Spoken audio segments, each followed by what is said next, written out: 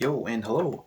I read the volume 2 reread, I read this a long time ago, reread volume 2 of Fullmetal Alchemist, just because I really wanted, because I knew the Shou Tucker storyline's in here right at the beginning, and I wanted to analyze that, but it's very short, and there's not a whole lot to go off of. The biggest thing I'm able to take away is mostly just, figuring out the plot devices and seeing, why does that chapter exist, because Shou Tucker, he's such a minor part, and nothing's really explained with him.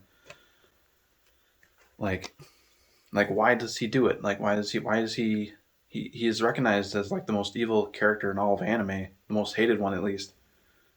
He's probably not the most evil character. He's pretty bad, but he's probably the most hated character in almost of all of anime and manga.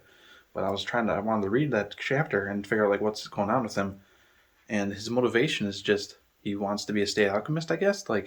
He might be a psycho or a sociopath or something. But what motivates him is not exactly known or explained at all.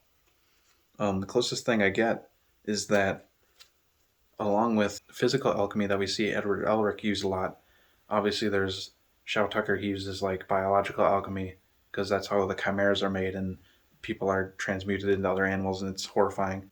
Scar shows up immediately after that and kills Shou Tucker. When we see Shou Tucker, who is a state alchemist, do something extremely evil like that, and we also immediately after that get the backstory of the Ishbalan rebellion and the civil war there in Ishbala, and the state alchemists going on a genocide campaign to kill all the Ishbalans. Whatever the country this is, that is kind of maybe kind of an evil regime, or it's not necessarily a good country to live in. So I think Shou Tucker is to reinforce the idea that Scar, even if he uses alchemy to fight the other alchemists and he's trying to get revenge on them, that it kind of justifies Scar because the alchemists can actually be kind of a bad organization as well. Because if Scar is fighting, going after alchemists for religious reasons, someone like Shou Tucker would be on the top of his list because he's doing the worst of the worst. So that's kind of what I take from it. The only thing I can do after that is kind of analyze what Shou Tucker, what motivates Shou Tucker, and why he does it. Why would he sacrifice his own child, his own wife, to be a state alchemist? Maybe he's just kind of crazy and he wants to keep studying what he's doing. But it seems like he sacrificed his wife to become a state alchemist the first time, and then he sacrificed his wife, his daughter, and his dog this time to keep his state alchemist license. So for some reason, him being a state alchemist is extremely important to him, to the point where he'll murder people to keep it. So it's kind of confusing what motivates him exactly, but he's obviously just a crazy person. But his actions definitely would motivate someone like Scar, along with the whole Ishbalan rebellion. So then the back half of this manga is about that, and Edward has to go to Winry and back to his hometown to get his automail fixed.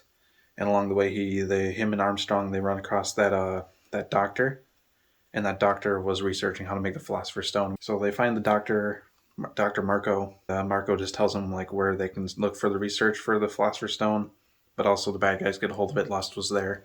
And there's stuff in here about, when they're talking about Scar, Scar uses alchemy to go after the state alchemists, but Scar, is using alchemy to do it. And something about, the alchemists are just human, so they either make mistakes or they're not perfect people. They're not superheroes. I mean, they kind of have superhero power almost, but it's... But you'll understand that, there's not really a whole lot of subtext there. If you just read through the dialogue, you kind of get what they're trying to tell you. So there's nothing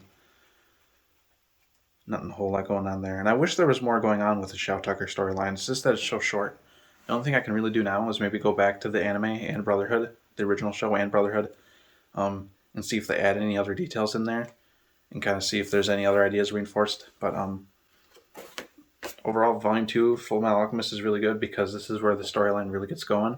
That's actually probably a really good thing about Fullmetal Alchemist, is that the first volume establishes a few things, and it's a couple of subplots, side stories and stuff, but right after that it gets in pretty much, this is a continuing storyline all the way to the end, from Volume 2 all the way to